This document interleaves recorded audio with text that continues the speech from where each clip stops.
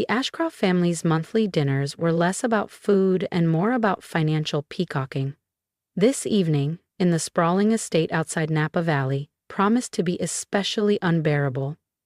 I took my usual seat near the fireplace, quietly observing while my cousins competed to see who could brag the loudest.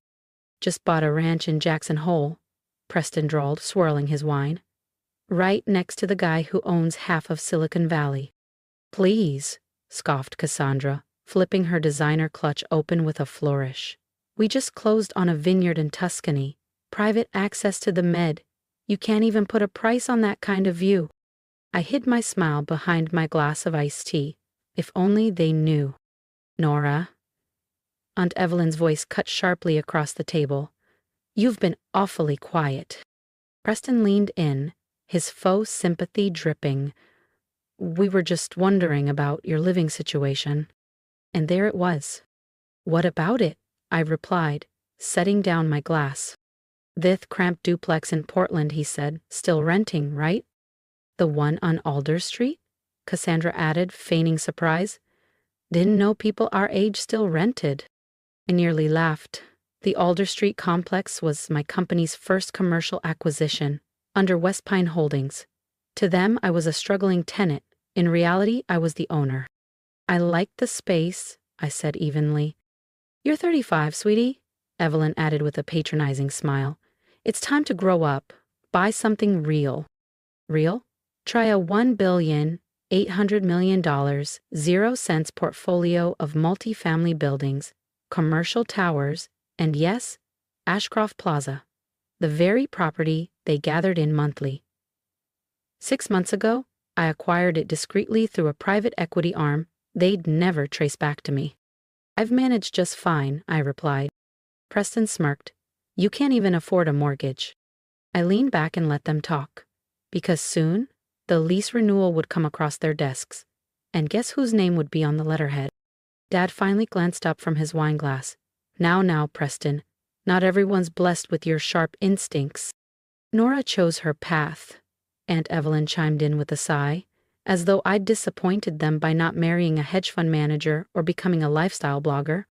"They thought I spend my days showing cheap walk-ups to broke grad students, barely scraping by on commission checks." What they didn't know was that Nora Hale, the family underachiever, was also West Pine Holdings, the anonymous firm quietly snapping up commercial and residential properties throughout the Pacific Northwest for the last decade. "Speaking of real estate," Cassandra interjected with a sparkle in her eye, "have you heard about that situation on Alder Street? Some firm bought the entire block. They're going to knock it all down," she added with mock pity. "Guess that little apartment of yours will finally go." I kept my expression neutral. I was the buyer, and I had no intention of tearing anything down. The Alder Street complex was a hidden gem: brick facades, vintage detailing, and rent protections for families who'd lived there for decades. I was deep in a historically respectful renovation. "Really?" I asked. "Hadn't heard." "Well, of course not," Preston smirked. "Deals that size are way out of your league." "If you get booted," Evelyn said brightly, "you can always move back into the guest house. We'll help you find something more respectable. Maybe even someone respectable." "I'm happy," I said flatly. "And so is my landlord." Cassandra gave a tight laugh. "You can't live a small life forever, dear. Hale used to mean something in this state." It still did. Just not the way they thought. In real estate circles, West Pine was synonymous with ethical growth and tenant-first investing, the antithesis of my cousin's flashy developments that bulldozed communities for clout. "Actually," Dad said, setting down his glass, "this meeting's partly about business. The board's worried about the new owner of Ashcroft Plaza." I tilted my head. "Oh, West Pine Holdings bought a majority stake 6 months ago," he said. "No one knows who they are. Possibly a foreign investor." Preston nodded. "Has to be. These tycoons love legacy properties." If only they knew that their feared mystery investor was sitting right here, in a thrifted cardigan and scuffed boots. "And now," Dad continued, "they're asking tough questions, especially about our accounting practices. Creative accounting, like the way Preston borrowed from the building fund to finance his Jackson Hole retreat, or how Cassandra labeled her luxury handbags as client engagement expenses. I am sure it's nothing serious, Aunt Evelyn said, her pearls twitching with unease. The Hale name still means something. That's just it, Dad cut in. This Westbine person doesn't seem impressed by names. They've ordered a full audit. I watched the shift ripple across their faces. Panic, tightly veiled behind designer smiles. An audit would uncover more than just questionable expenses. It would crack their whole game wide open. Maybe Nora could help, Cassandra said suddenly, her tone sugary. She works in real estate, doesn't she? Maybe she knows someone at the management company. They all turned to me at once. Just like that, I was no longer an embarrassment. I was potentially useful. I mostly work with smaller residential clients, I said smoothly. Nothing on the scale of Ashcroft Plaza. For God's sake, Preston snapped, you can't even help your own family? Mom gave him a warning glance, but her silence said enough. Even Dad was back to scrolling, uninterested in defending me. They had no idea how helpful I was about to be. Just not in the way they hoped. Tomorrow morning, Westpine Holdings would release a public statement. Effective immediately, Ashcroft Plaza would undergo major operational reform. No more shadow budgets, no more nepotistic contracts, no more charging the building like it was a family credit card. I glanced around the penthouse. Artwork bought with maintenance funds, couches tripled their listed price, fixtures installed by Cassandra's husband's firm with bloated invoices. Anyway, I said, rising and brushing off my jeans, some of us have early mornings. Cassandra smirked. Off to show more rent-controlled studios? I slung my worn leather bag over my shoulder. Inside, the board briefing, legal filings, and renovation proposals worth more than anything in this room. "Oh, Nora," Aunt Evelyn called sweetly. "Next time, maybe dress more like a Hale. Appearances matter." I smiled. "Don't worry," I said. "Tomorrow I'll look exactly like the Hales expect." They just didn't realize I was already the one running the show. If you've been quietly rooting for Nora all along, don't miss what happens when the boardroom doors open. Subscribe to the channel so you're the first to see how the family reacts when they realize the nobody they dismissed now holds the keys to everything. The next morning, I stood in my real office. An entire penthouse floor overlooking downtown Portland, and prepared for the moment I'd planned for over a year. My assistant Layla walked in briskly, setting a cappuccino beside my laptop. "The Ashcroft Plaza board is already seated," she said. "Your family got here early, trying to charm the independent members." I smirked, imagining Preston and Cassandra working the room in desperation. Audit packets? All printed and distributed. The forensic team uncovered even more than expected. She paused. "Are you sure you want to go through with this? Once they know, there's no turning back." "They need to learn," I said quietly, "that legacy isn't a license to abuse power." I turned to the glass, catching my reflection. Gone were the jeans and cardigan. Today I wore a deep navy Altuzarra suit. Sharp lines, soft strength. The kind of look Aunt Evelyn used to dream I'd wear to meet a husband. Instead, I'd wear it to dismantle their house of cards. "The ownership announcement goes live in 20 minutes, Layla added. "Once it hits, you'll be unmasked." "Then let's begin," I said, picking up my briefcase. The Ashcroft Plaza boardroom hushed as I entered.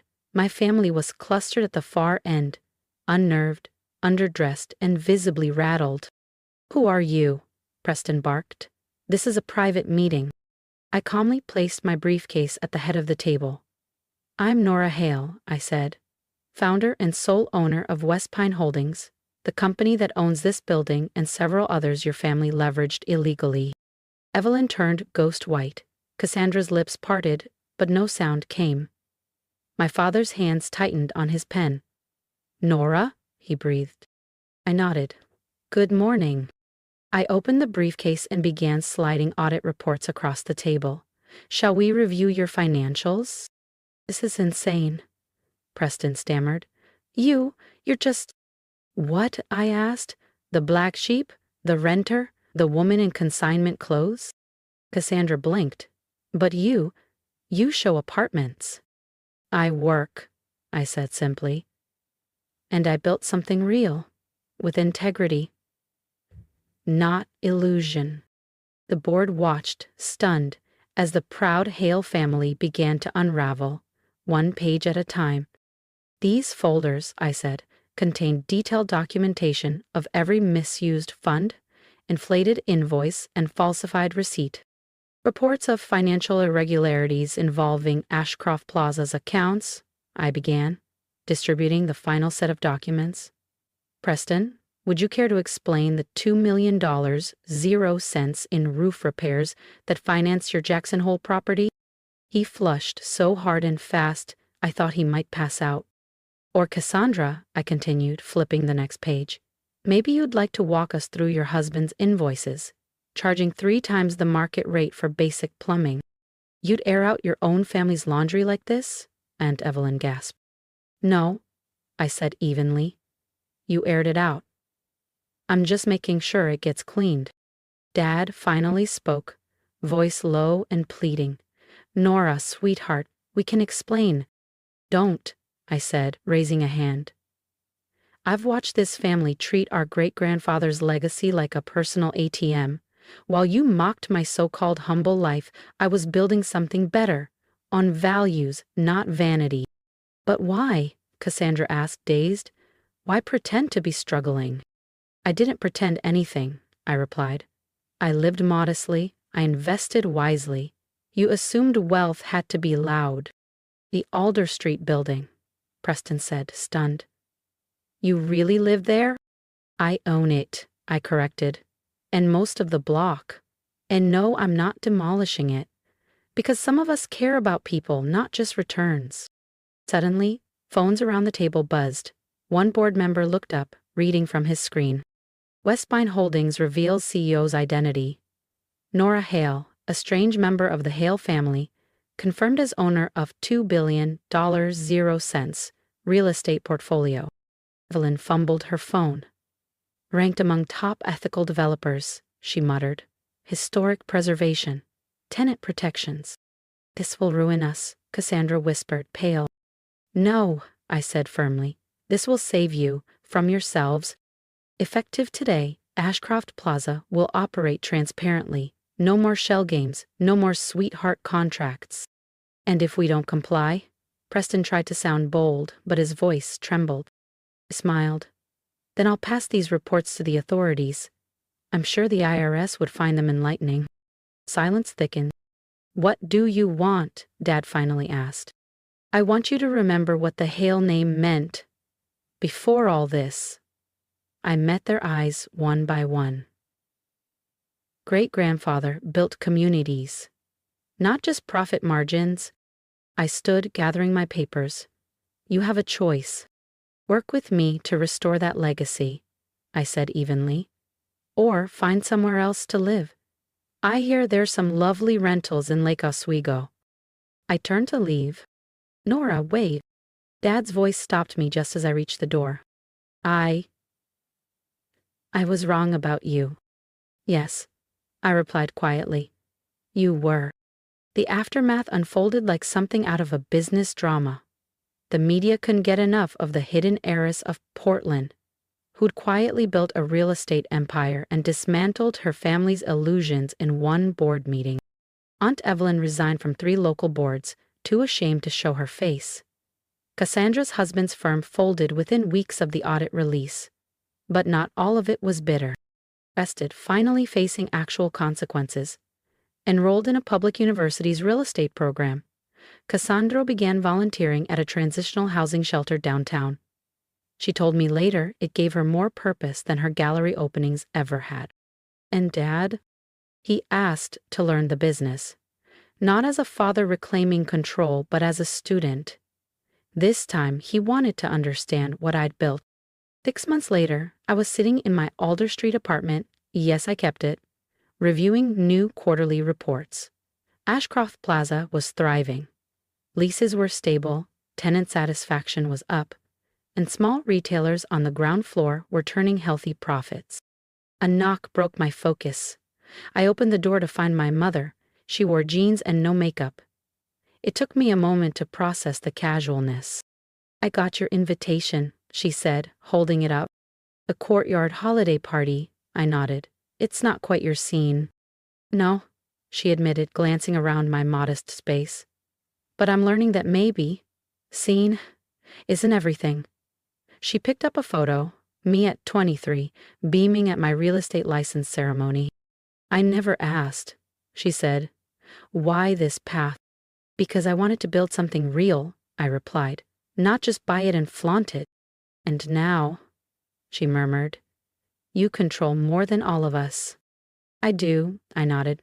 "But control isn't the goal. Purpose is." She looked at me seriously. "Will you teach me?" "Come tonight," I said. "Meet the families who've lived here for decades. Listen, that's where legacy begins."